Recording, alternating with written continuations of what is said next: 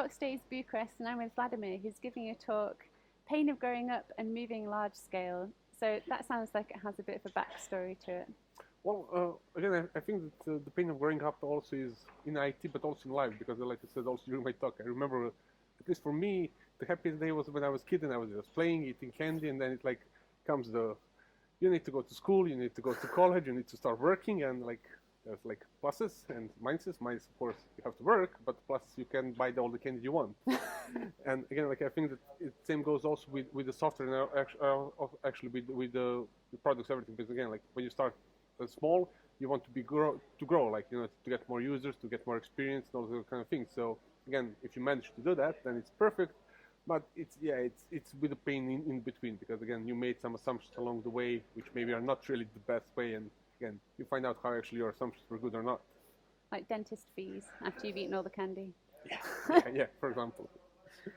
So what's the biggest challenge? When you say going large scale, is that scaling your databases, scaling your applications, or is it everything? I would say absolutely everything, because again, like when you design a system, for example, and you have like 1,000 users per day, you can handle it probably with one server and one database. But when you go to like millions and millions of users, then you find out that everything needs to scale up. So application servers, databases, networks, data centers, also procedures, the way that you deploy the software, the way that you monitor that everything is correct still.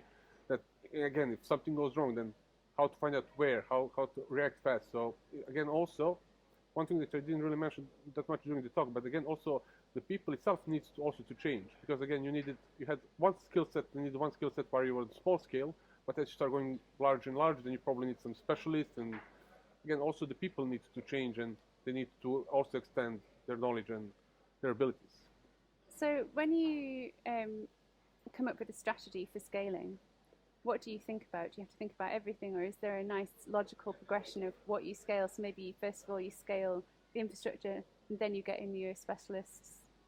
Well, I would go again, like it might sound cheesy, but like with Agile, like go as fast as you can and just double check. You see like actually where the pain points are, because you can assume that something is going to crash, but again, until you really try and see, you will not really know. So also one thing that I mentioned during the talk is like monitor everything, and that's I think the key point, because again, if you're monitoring, then you can see, okay, is your CPU almost done? Is your maybe your memory almost done? How is the hard drive? How is the network? And then you can see, okay, this part looks like it's going to be in trouble very soon. So then you can actually do something, because again, you can assume, you can guess, let's see, something is going to break, but again, you really don't know, and that's really something which is completely mind changer when you go like with millions and millions of users. So the application that you're talking about in your talk, what's the story behind that? Well, again, I think that I was kind of lucky, because I moved from a lot of different companies, worked a lot of different projects, and again, I saw story from all kinds of sides. So I saw like situation when you're a one-man show and you have to do everything. So it's also like even taking the cables from the server to to the network, so to say.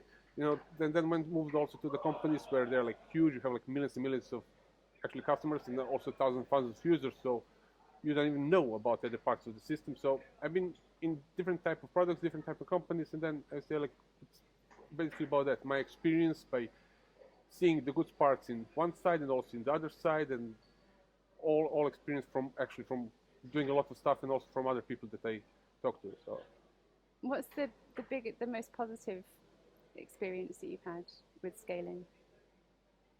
The good parts. Well, I would say the good part is that, again, something that might sound very surprisingly, but I worked in a company which served the millions and millions of users, and we didn't have any fancy tools. So it was everything with the scripts and custom made, and it was so low tech. But again, when you think about it, low tech sometimes is very good, because if there is a low tech, there is small amount of things that can go wrong. Again, when you're sky scale, that really helps up. And then again, like, something that we usually, at least when we start thinking about in school, we are taught, okay, like you need to normalize database, you need foreign keys, you need this, you need that, all these kind of things, because like they will make sure that your application works good. But then as you go moving to large scale, if you remove all those kind of things and go a different way and actually make your application smart, but database stupid, and go at very, very low tech, it scales very fast and very good without any fancy tools. So I suppose you have total control as well. Yeah, you also have total control. So it was, for me, it was really pleasant surprise. It's something that, again, like I think hopefully people understand after this talk.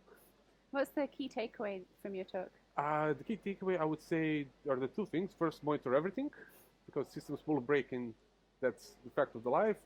And again, the second is, of course, like, yeah, be prepared that things will go wrong. So then figure out what you need to do in that case. I suppose the monitoring really helps with that Yeah, as well. precisely. Because again, like, having the tests and having the logs and all kind of things doesn't guarantee that when users hit your website, it's going to still to stay up. Thank you very much.